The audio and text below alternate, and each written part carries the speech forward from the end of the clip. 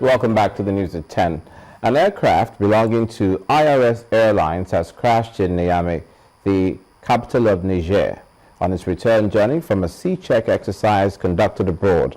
Only 2 crew members were on board at the time of the accident, and they survived the crash. It should be recalled that the airline has had its operations grounded since October 2013 because it could only operate 1 aircraft. The Civil Aviation Authority regulations provide for more than a single aircraft for any operator to secure or operate under a valid AOC.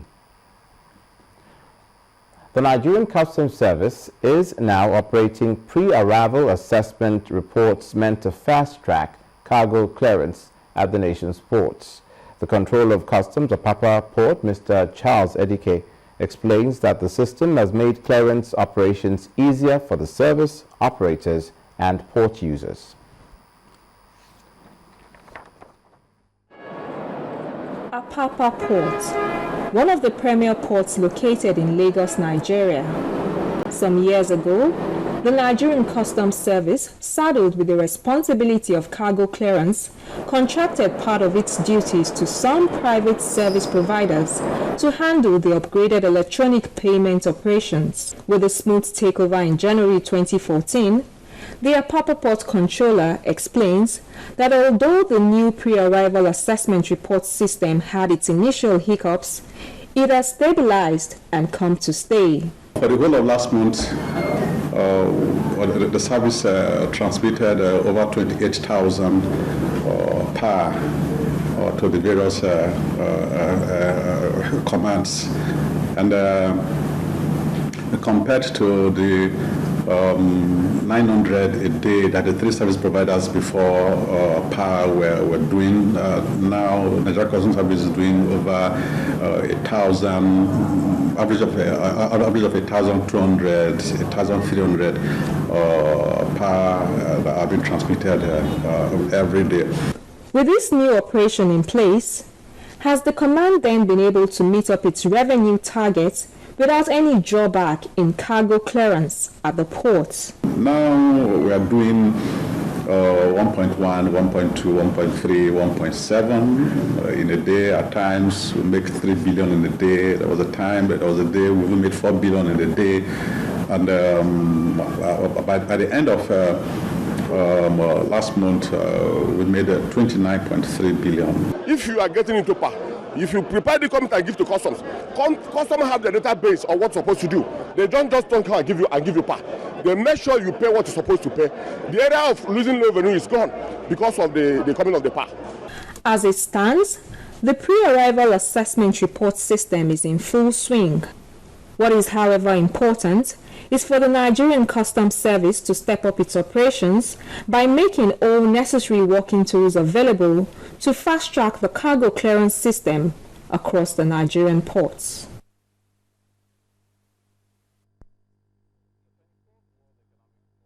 Africa has ended with a call for more collaboration amongst African countries towards finding a lasting solution to the problems of unemployment and inequality in the continent. Participants came up with several recommendations which they thought could actually help make this happen. Part of the recommendations include the need for more private sector participation to drive inclusive growth and create jobs. Some others advocated for women empowerment in securing the future. In this next report, our correspondent Chimeze Obiwagu looks at the need for proper implementation of these recommendations.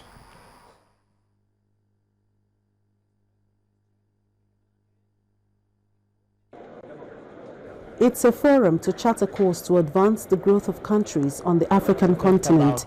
It attracted the attention of world leaders, some of whom were also present. The 3-day forum, an opportunity for networking, had several sessions with different topics. The participants came up with several recommendations, but beyond that is the implementation. All our more than 1,000 participants must be at the end a community of actions for Africa, to have some ideas and products for infrastructure, for the healthcare system, for the educational system. That is our objective, and I'm convinced that we can reach all our goals. One of the recommendations targeted at unlocking job-creating growth is to have more private sector participation, particularly in the area of entrepreneurial development. If we set up structures across Nigeria and every state of this country where youth are trained on different skills and crafts that we require to build our economy, I believe this nation will be up and running in no time.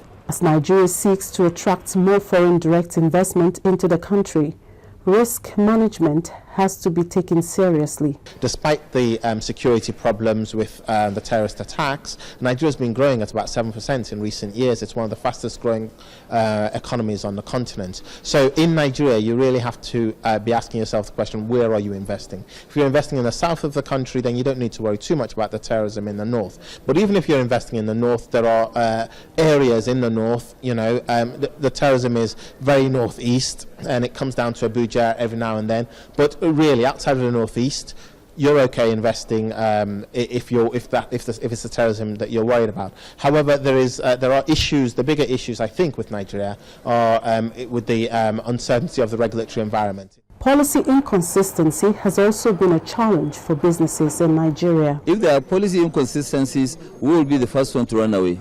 I can assure you there are no policy inconsistencies now. But definitely, once they start another round of policy inconsistency, people will run away. Despite that challenge and the fears that the recommendations will not be implemented, the World Economic Forum says it has a mechanism in place to ensure proper implementation. We have an ongoing process. We started years before in our World Economic Forum in Cape Town, and then we have every year these World Economic Forum on Africa to have some kind of review, to make some new ideas, but to have the assessment of all the ongoing projects and processes. There are some who believe that talk is cheap. Some others, however, think this is the time to stand on the word spoken and move into action for the sake of the future.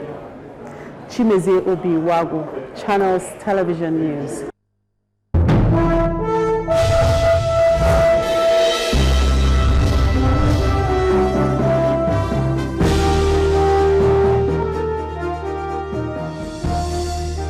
In business news, the Minister of Power, Professor Chinedu Nebo, has given an assurance that Nigeria will experience a turnaround in the quantity of gas supply needed for power plants by the end of the year.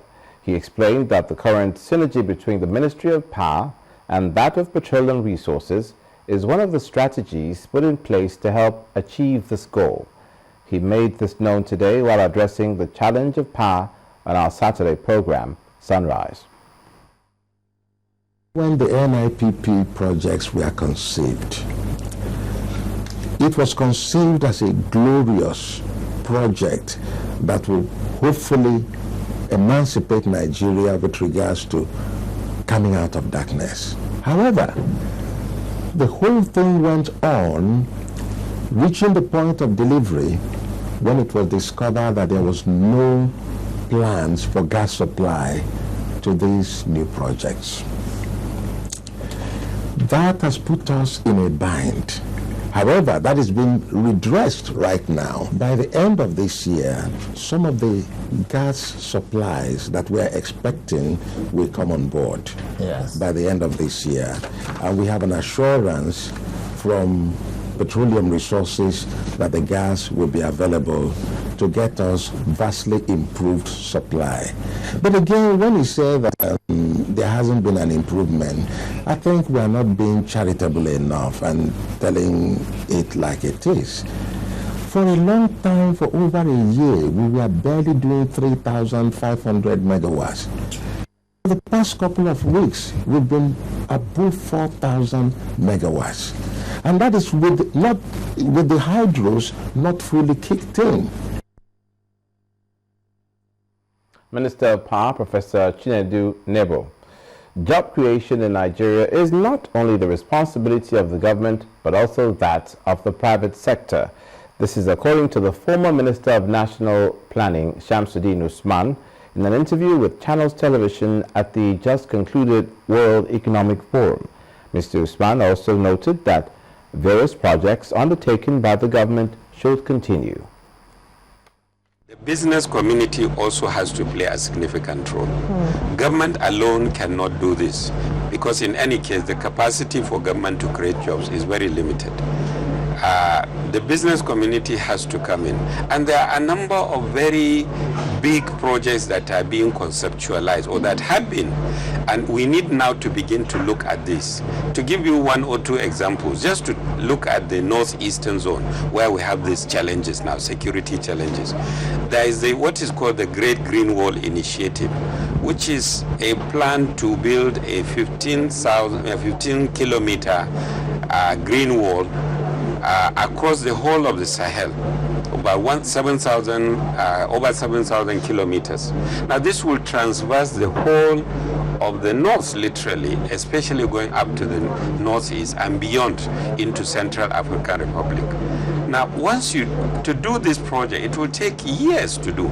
And you can imagine the thousands of youths that you can actually occupy in a project of this nature. Former Minister of National Planning, Shamsuddin Usman. The regulatory pressure in the banking industry has been described as an innovative disruption that has enhanced the Nigerian financial market. The Managing Director and CEO of Fidelity Bank PLC, Mr. Nnamdi Okonkwo, made comments when the bank's executive team visited the Nigerian Stock Exchange. He said that banks in Nigeria have continued to adjust on the regulatory pressure, which is improving the growth of most banks.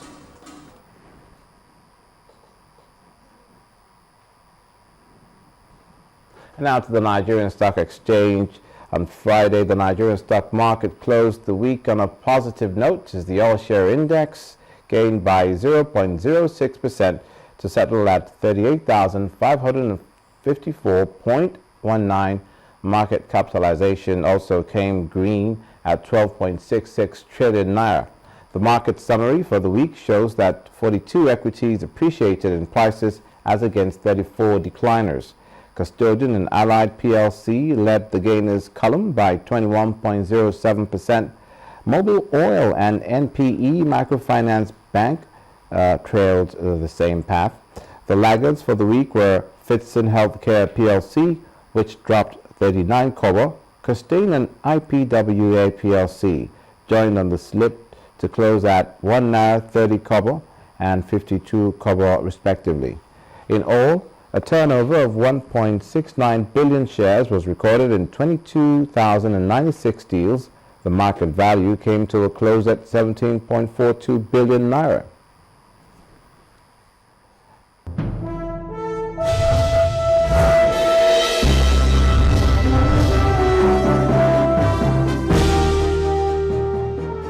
Next on the news at 10, France and Germany threaten Russia with further sanctions if Ukraine's presidential election on the 25th of May fails to go ahead.